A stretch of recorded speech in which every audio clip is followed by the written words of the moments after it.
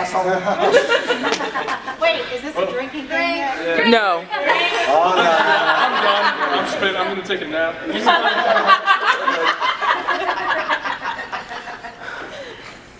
I could make a bong out of that. Just saying. Right here. Look, he has his beer, he's fine. Yeah, not fun though. My name's Scott Baker. I actually started writing with my Vampire Hunters trilogy. What I did was, the reason I started this was I watched the movie Van Helsing, and by the end of it, it was like, oh, come on, that's just too, that was just too shitty to believe. And a friend of mine said, she challenged me, she said, well, if you think you can do better, go ahead and write it. So, yeah. So you didn't like it? I liked it, but I mean, there were just certain parts of it was like, And now the panel will argue with themselves. Please stay tuned for another panel. throws the hypodermic and she catches it and then goes through a window and doesn't even get scratched. And then a werewolf falls on her and she automatically dies, but her makeup and hair is still Of perfect. course, yeah. Wait, introduce yourself. But the best way Hi, I'm Kate Beckinsale. No. what happened, Kate? You know what? I did 4 Underworld movies. It was rough. So those were black spanks. Yep. Hello, I'm Indy McDaniel. Nobody else wants to be. Nope. Shut up, Mitch. Only one take. I currently don't have an official Monster Hunter book out, but I am working on Nadia's Nights, which is, she's a Russian assassin chick that kills monsters, werewolves, vampires, demons, people, pretty much anything that gets in her way. Equal opportunity here. Yeah, Yes. yeah. And yeah, hi Mitch. Hi. How you doing? I'm not Mitch, I'm Roger Ma. Oh. Okay, you should get blamed for some of the crap I wrote. Oh, please. His stuff's good. I'm Mitch Hyman. I started off working in network television doing soap operas. My life has turned into one since then. It's wonderful. I was in the comic industry for many, many years. I created a character called Bubba the Redneck Werewolf. I've done a lot of other stuff that's lining bird cages all over the country. Internationally, it's lovely. I also am a novelist. I've written several novels. One of them is Hitman in Paradise. It's about 2 Cosa Nostra individuals who retire. Racketeer's daughter gets kidnapped out of a goth club in New York. They wind up on a Caribbean island because they're 2 moron vampires who were left there by Columbus. I don't care about giving the book away. Left there by Columbus because they deserved it. And they've come up with a cheap workforce to make this crappy perfume.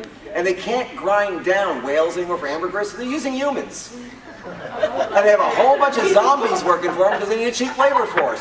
This is just logical bullshit. Okay, it's stupid, but it's funny.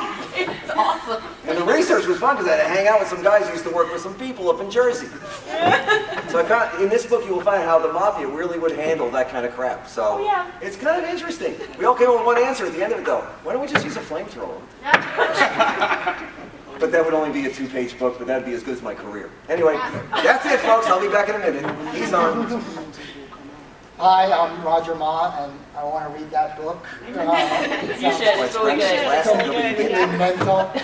I'm the author of the Zombie Combat Manual and the Vampire Combat Manual. I see a couple of you guys that were in the last panel, so you know that I focus on kind of hand-to-hand combat. It's interesting, kind of the hunter's aspect. I guess in respect to my work, it's like, well, who is the hunter? It could be the human, but it could be the other adversary, right? The non-human adversary. So I try to kind of contend with both, from both angles, the human as the victim and also the human as the hunter. All right, well, I'm going to start off with, I do have 2 main questions. First, what makes a great hunter for you? What aspects do they need to have that? I mean, does it matter to you where they came from? Does it matter to you what drives them to hunt? But what aspects do they need most to be a great hunter? My hunter is been doing it for a long time. So part of the title is Rebirth because he needs some more inspiration. And of course, give away a little bit of the story to everybody.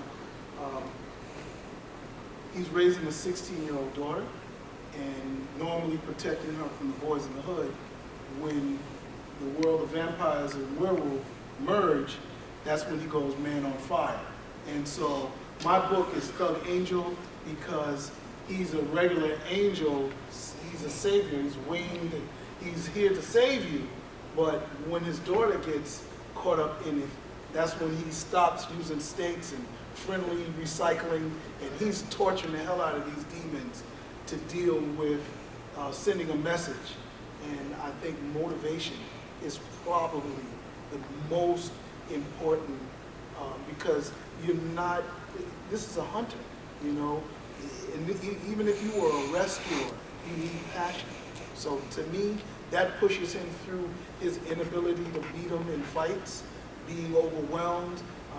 I'm a old Kung Fu movie. I believe in training and believing in purpose and drive. So in my fights, they may not win the first round, but blood and guts and grit get them back off the floor like Rocky IV, and then they slay the big Russian.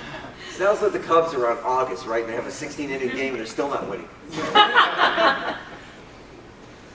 I mean, in my novels, it's too big. It's humans. They don't have, you know, they're not slayers like Buffy. There's no superpowers. It's just two former Boston cops who killed a serial killer in Boston that turned out to be a vampire. And because they burnt out a major tourist attraction in the process, they were let go. And an anonymous benefactor in Washington pays them to fight the vampire coven in that city. What I sort of did was I have 3 hunters in total. One of them is a young kid who doesn't want to be there. He's forced to be there rather than do jail time for something he did. He's their engineer. There's Allison, who sticks around pretty much because she's in love with Drake but will never tell him. But she gets very tired of vampire hunting because she starts to realize that for every time we take down a vampire, there's 2 or 3 more that come in. And she wants something more out of life than just do this until she dies. And then there's Drake, who's just completely gung-ho. He'll fight, it's not personal to him, it's fun, he enjoys it. He'll fight these things to the death. It's only in the last book that it becomes very personal for him. Well, I think when I make my hunter characters, it goes, I kind of reverse engineer it. First I decide I want a character to be a monster hunter, and then I kind of figure out who they are and why they're that way. Like with Nadia specifically, she's a very screwed up individual, and I'm more a fan of the anti-hero than the hero. Heroes to me are kind of boring. Anti-heroes are a lot more interesting to me. So with Nadia, she's had a very screwed up life from a young child. She's been suffering from PTSD since the age of 4. And she's just kind of found herself in a position where she's doing this job to hunt down and kill pretty much whatever her boss tells her to because she owes a debt to him. And she's very linear thinking. If she needs to get from point A to point B, she's going to take the straightest path possible, and anything in her way is going to get hurt, if not killed, and she really doesn't give a shit. Wait, it's not. Can I say shit? You can say No, shit. drink. You have to drink already. I drink. You proved you can't yeah. drink, so you will so not drink because I'm sitting next to you. It's like a dribble glass over here. But yeah, like Story of his Scott, life. I prefer the human hunters, the ones that have inherent superpowers, that they're at a disadvantage to the creatures they're hunting. But I wound up just kind of she has kind of a almost superhuman speed to her, and I kind of pseudoscience the explanation for that with she's just been suffering from PTSD for so long that when she sees time kind of slow down around her, her body naturally compensates or overcompensates. So it appears as if she's moving faster than everyone else in the room, and it gives her a slight edge. But beyond that, she's a completely normal person that's really, really messed up in the head. What about you guys? I'm just adding this. You already shut your So do these guys. I team up with his thug though. I like that. Here's the thing. I created a character, Bubba. Let's go with Bubba quickly because Bubba started out as a dog catcher. Because in small southern towns, there are only 2 jobs you can get elected to: mayor or dog catcher. Well, mayor was already covered by the village idiot. So I guess Bubba had to become the dog catcher. Way it works, you know? From the same What happened was that there was a factory in town that was doing cosmetic working on cosmetics. They tested out some crazy cosmetic stuff with some Bulgarian toxic waste to make it glow in the dark. It raves. Dog gets evilly intelligent, escapes. Bubba is the town idiot. They don't want anyone finding out this thing got loose or what this town is up to. So he's got to go and catch this dog. Fortunately, catches the dog. He's a hunter, right? Hunts the dog. Dog bites him. Stupid redneck goes home, pours moonshine he made all over it. He's angry. He's covered in dog hair. Wakes up next morning, 24/7, pissed off. He's a werewolf. Done. And Bubba I did create Bubba, and he is known as, through a lot of circles, the first 24/7 werewolf in literature, truly. So I at least have achieved some strange sense of great weirdness. I don't know. I haven't figured it out yet myself, okay? But I've been copied by every goddamn other comic book out there. Which, that's okay, I take my tithe, I get free books. Anyway, the point is, taking the hunter and making him even more of a hunter, and a hunter who was forced into a position where he really didn't want to hunt. Now, I've been a hunter for real. I mean, I've gone out and I've done some private detective work with friends of mine, help them out, observe this, that, the other thing. I do makeup, so I get involved a little bit in it. But I'm also an alligator hunter sometimes, you know, when the season calls and get the right group of guys together. So I've gone out there hunting predators, which is even more fun. That inspired me to go to Vinny and Mook. I wanted two guys who had been predators, and now they've got to go on even bigger prey. But the question is, who's really hunting who after a while? It's fun to see how they kind of get second guessed when they think they got the master of the game going. The rug gets pulled out. So it's Vinny Testaroni, who is brilliant. This guy's been around for, years at the mob, and his friend Mook. And he is a Mook. Yes. He's not overly bright, but he's a sweet guy. But he just can't get out of his own freaking way. Then we add to this a guy I call Booger Green. Booger's just this little guy they picked up with, they were working on a gig. The guy just followed along behind him. They kind of take him on as a mascot. So these three are now screwing around somewhere in the Caribbean with half the military looking for them, half of the country trying to figure out what the hell happened. And they're on this stupid little island with all this goofy crap going on. What do you want to hunt? And how much of a level, how high a level of predator do you want to go after? It's easy to go after turkeys and deer. It's really not that hard. Try something that hunts you back. Then things get interesting. That's what it was about. So want to read this piece of crap? Yeah, that sounds fascinating. I mean, I agree with What's wrong with him? He's everything so that smart. was said on by the guys, obviously, especially Jeff in terms of the kind of the motivation, and Indy in terms of vulnerability. I think for me, what interests me, both as a writer and as a reader, are kind of two sides of the coin, right? One is the expertise that the hunter brings to the table, right? And not kind of the obvious expertise. And I like it when, obviously, writers do their research and there's some element of their trade craft that you haven't seen before and you haven't seen in the movies. Like, everybody knows, a SWAT guy can operate an MP5, something really obvious. It's like, yeah, okay, I've seen that 10 million times. But then when writers can inject some level of expertise that really only the people know if you talk to them, I think that's really fascinating.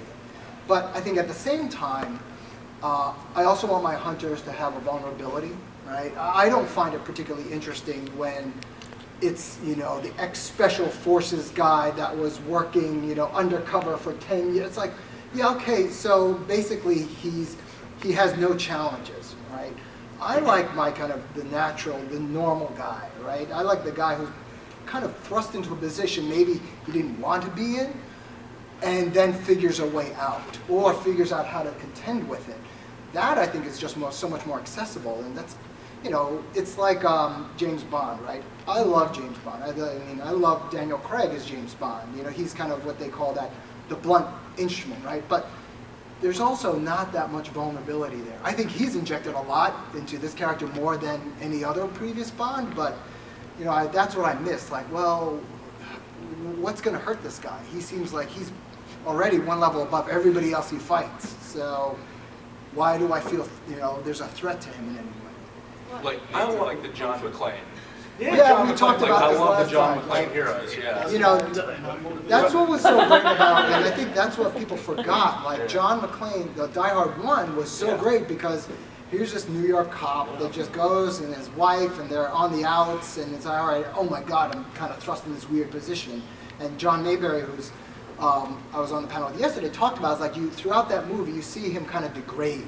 Like, by the end, he's just a complete mess, Yeah, right? he's 2 His degrees feet are from messed dead, but up. he's Right. won, and it feels so much more like And a his victory. wife sees him, and she's like, oh my God. Right? But then they forgot all of that in 2, 3, and 4, whatever, and now him and his son are like rappelling off of helicopters and stuff. I'm like, what is this? But yeah, you brought up an interesting point, Roger, because I'm curious now.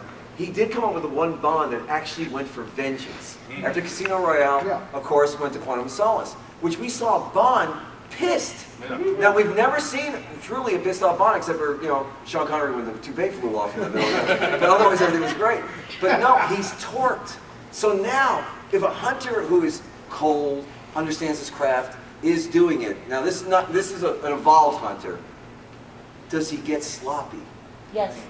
He's so sure of in Quantum of himself Solace, a that couple of times, he got sloppy. Well, this kind of leads And into so we my know he's next flawed question. now, which is kind of cool. Yeah, that's true. That kind of leads into my next question, though. So, what do you think is this fascination with the resurgence, or even a new interest in the anti-hero? Because, if you take, say, comic writing, and in the 50s and 60s, we had this clean-cut, perfect, John Q. Public guy that was our hero. You couldn't live up to the standard. And now it seems the fascination is the anti-hero. He's gritty, and he has problems, and he's a mess, and he likes to drink like I do. Spider-Man. So what do you think in public has brought this interest back into the stories? Well, last point on what motivates or what the hero needs, the hunter needs, is I like tradition. I like a little bit of history. Either you fall in line like Buffy and you're line of a Slayer list, or you've just been doing it for a while. And I think that brings in expertise. You may have somebody that trains you. I even like sometimes the villains to have a history of conflict with the monster hunter, that they know, hey, this, particularly my gargoyles, they're coming after me, or vampires know there's a vampire killer. I think crime, good and bad, has never been played out. I think it's always been in fashion, and I think we just go in cycles, and we're coming back around for monster hunters just to be another way to have the cops and robber movies. Those are our cops and robbers. We've had, specifically with vampires, we've had a rise. They're so beautiful and sparkly, but we want to see them not. And I think in literature, we see that variation come faster than in film. And film will catch up. We're going to see some more bad vampire stories, and there are going to be some people that are going to go after them. So I think, it's never been played out, but I think it goes in a circle. I think there's an interesting thing there, Alicia, though, because when you say anti-hero, I guess I'm thinking of it 2 ways, right? One is